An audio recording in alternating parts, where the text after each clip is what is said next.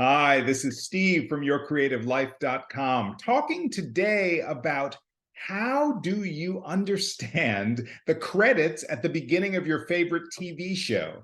Now, this is one of those sort of mysterious things that I'm really fond to be in the industry to know about, and I'm really happy to enlighten you about how it works because there are so many names that come across the screen at the beginning of your favorite TV show, and you probably have no idea who half of them are. And that's really what this video is all about. Now, here's the thing to know that many of the titles that you see that belong to writers also belong to other people in the production process, and that's why it's confusing. So I'm going to tell you a little bit about what the writer hierarchy is and what some writers are called in the writer food chain. And again, these are some of the same terms that other kinds of producers may have.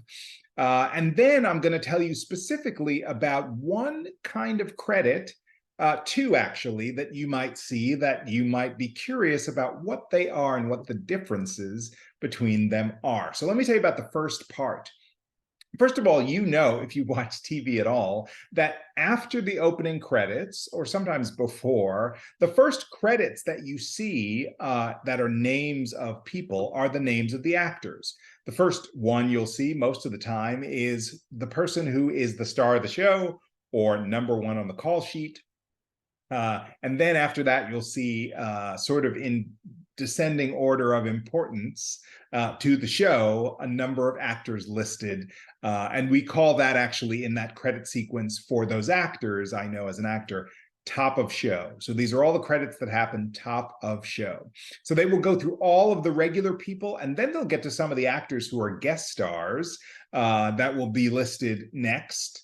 And beyond that, those people who start to be listed are other people involved in the production. You'll see a credit for editing. You may see a credit for sound or any number of things prior to the show. It really depends on the show.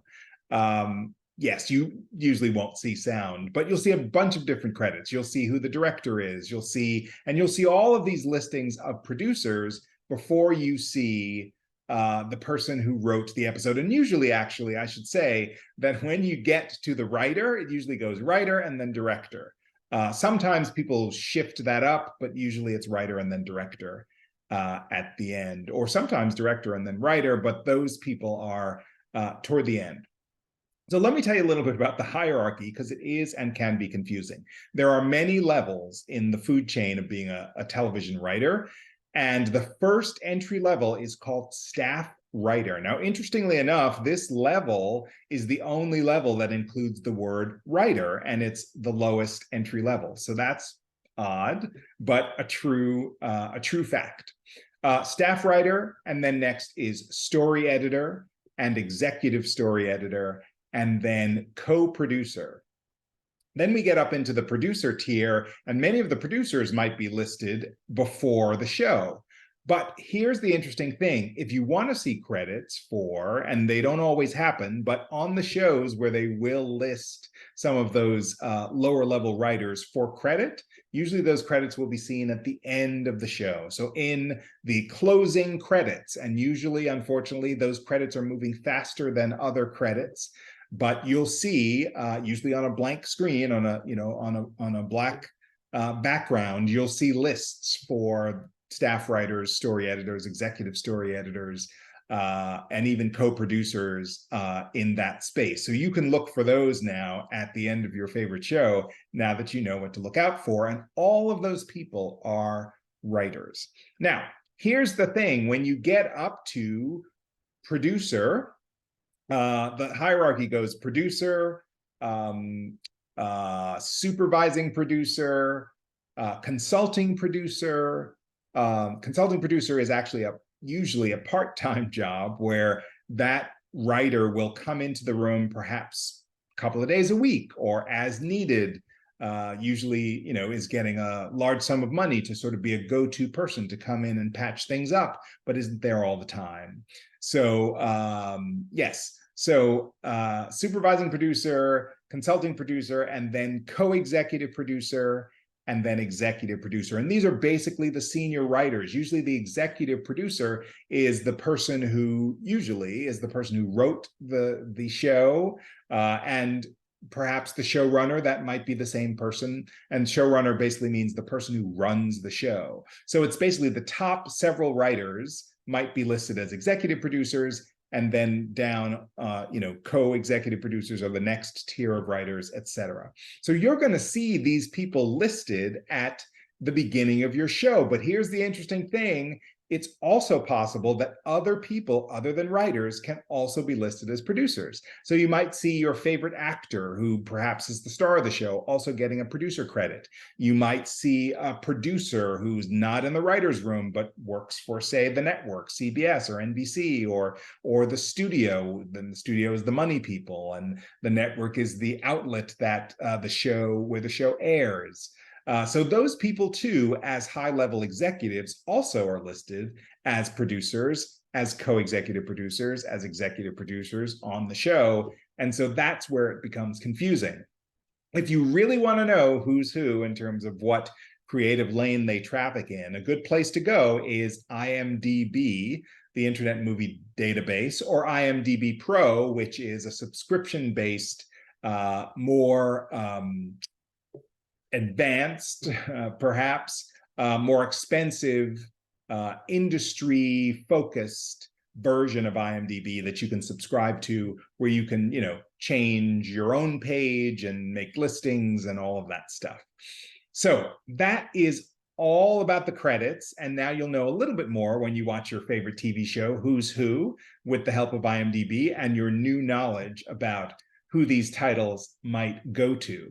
But the other thing I wanted to mention too is the mysterious credit of when it might say story by so-and-so, and then it might say written by so-and-so. So what does that mean? How can you have both story and written by and have those be different people?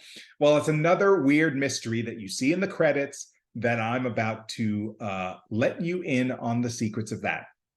Basically, in every writer's room that I've been in, and it's not in every writer's room, but most times or often, all the writers in the writer's room, whether it's 10 or 12 or 5 or 8 or whoever they are, collaborate on everything. So we build the story together. And that means that we're throwing out ideas, sort of charade style, and building up a world, an episode, a villain, the story turns, all of that stuff, we do that together.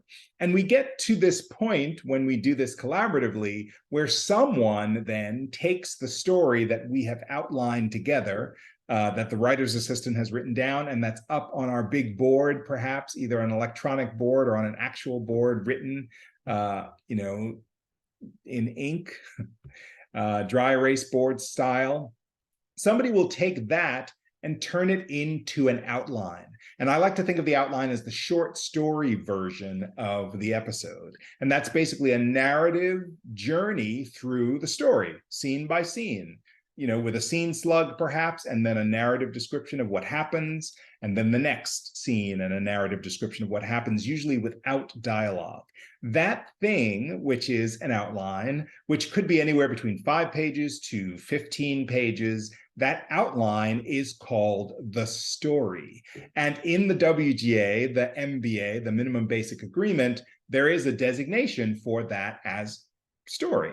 And it's entirely possible for somebody to write that and get paid to turn that version in, and then somebody else get paid to turn in the version of the short story version, which then explodes into dialogue and action and comedy and jokes and scene slugs and all of those things that make a script. So perhaps on a show, it might say story by John Smith and Steve Harper, because maybe we worked on that outline together, but script by Steve Harper, because maybe I worked on that script myself. And interestingly enough, in the TV writing world, quite often, the script too ends up being collaborative, but some writer or writing team gets credit. So even though the script may have my name on it, Perhaps lots of people on our writing staff may have contributed to it over time, have done a polish, have done a rewrite,